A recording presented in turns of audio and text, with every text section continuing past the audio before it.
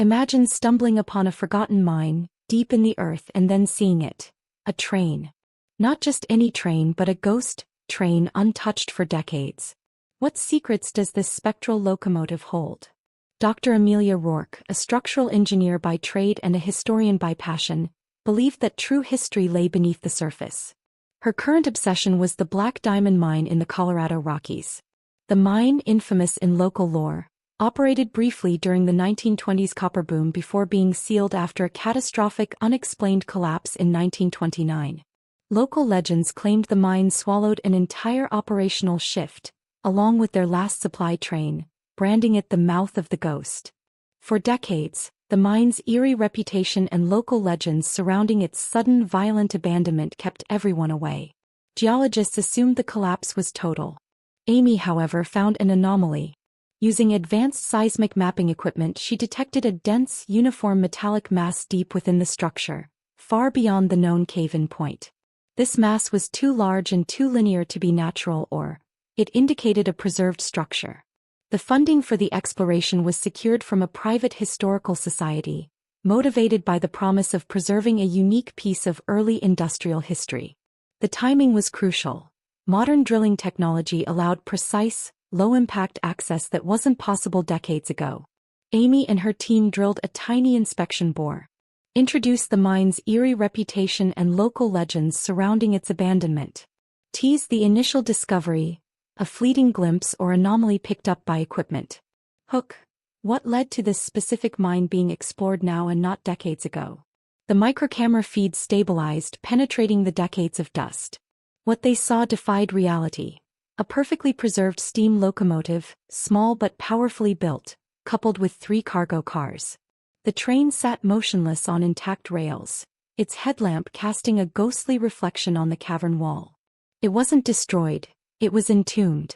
The air inside the sealed section looked perfectly dry, an atmospheric bubble preserved since 1929. The ghost train was real. The question shifted from if the train existed to what it was carrying, and why its secrecy was maintained so fiercely. Amy knew the true value wasn't the locomotive itself, but the secrets it was hiding for nearly a century. The immense weight of historical significance and enduring mystery surrounding this impossible discovery settled upon the team. We found the ghost train entombed since 1929. This incredible discovery holds secrets that could rewrite industrial history. We are relying entirely on community support to fund the dangerous, high-stakes recovery of this impossible find. If you believe this story deserves to be fully revealed, and you want to ensure we can continue bringing you monumental discoveries like this, hit the subscribe button right now. We need your support to finance the excavation and unveil the train's astonishing cargo. Join us and let's bring the ghost train back to life. The task of safely breaching the cavern was immense, requiring structural engineering expertise to stabilize the rock above the access point. For 2 weeks, Amy's team worked meticulously, drilling a stabilization shaft and then using a precision waterjet cutter to open a large enough entry point. The priority was maintaining the pristine atmospheric bubble of the sealed cavern.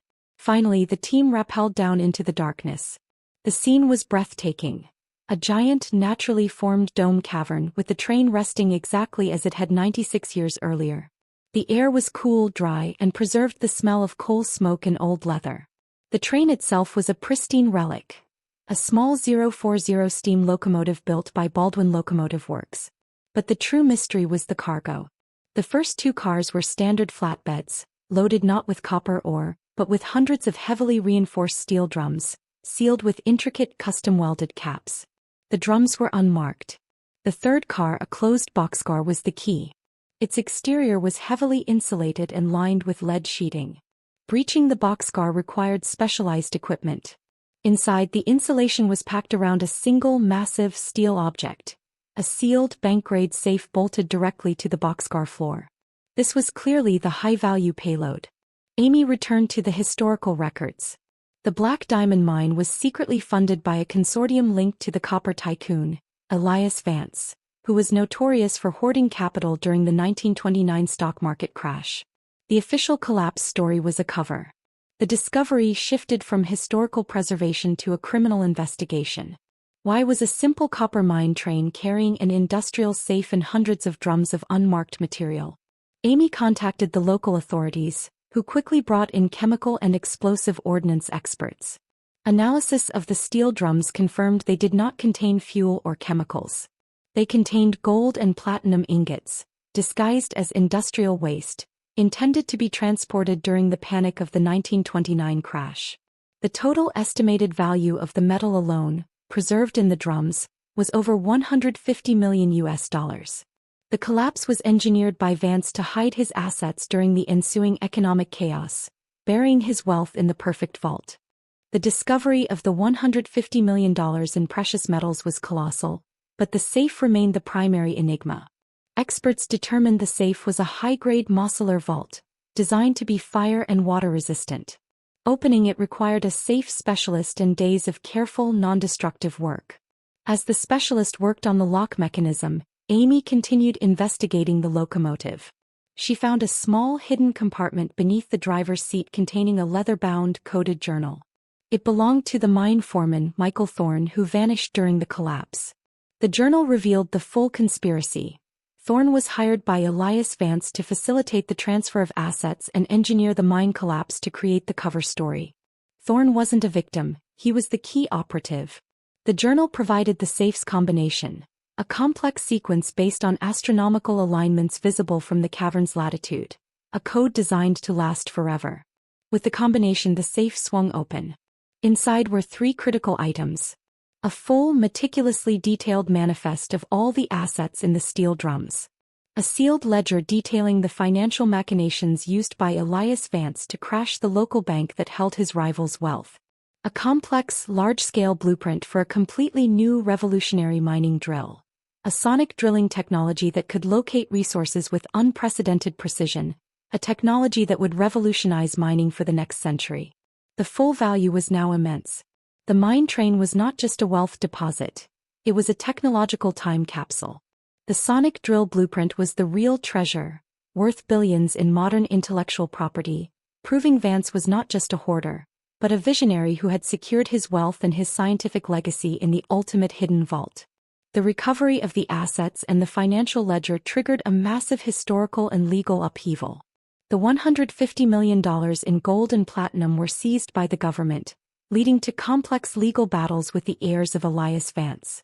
The financial ledger, however, led to the historical exoneration of the local bank and provided crucial insight into the mechanics of economic manipulation during the Great Depression. The biggest impact was the sonic drilling blueprint. It was authenticated by the U.S. Geological Survey (USGS) as genuine, highly advanced technology. The blueprints were released to the public domain, initiating a new era of ethical, precise mineral surveying worldwide. The value to the global industry was assessed at well over $5 billion. Amy's role in the discovery, stabilization, and intellectual property recovery was celebrated globally. She refused any claim on the financial assets, instead requesting that the government fund the complete, meticulous restoration of the ghost train.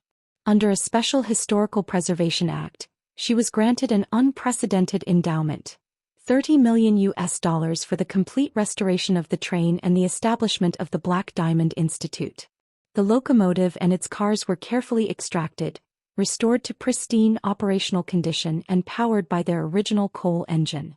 The ghost train, its purpose shifted from secrecy to education, was put on public display, becoming the central working exhibit at the newly founded Black Diamond Industrial Museum. Amy, the engineer who chased a legend, secured her legacy. The train, once a symbol of greed and secrecy, now represented technological vision and the triumph of historical preservation. The ghost train finally left the mine, not in silence, but to the triumphant sound of its own whistle, sharing the true story of its long, dark journey. The story of the ghost train of the Copper King proves that the greatest secrets are always preserved by the strongest materials and the deepest silence. For Dr. Amelia Rourke, the engineer, the ultimate reward wasn't the gold, but the chance to bring a forgotten piece of industrial genius roaring back to life. If you want to uncover more unbelievable stories that challenge history and reveal hidden treasures, make sure you hit that subscribe button and join our community.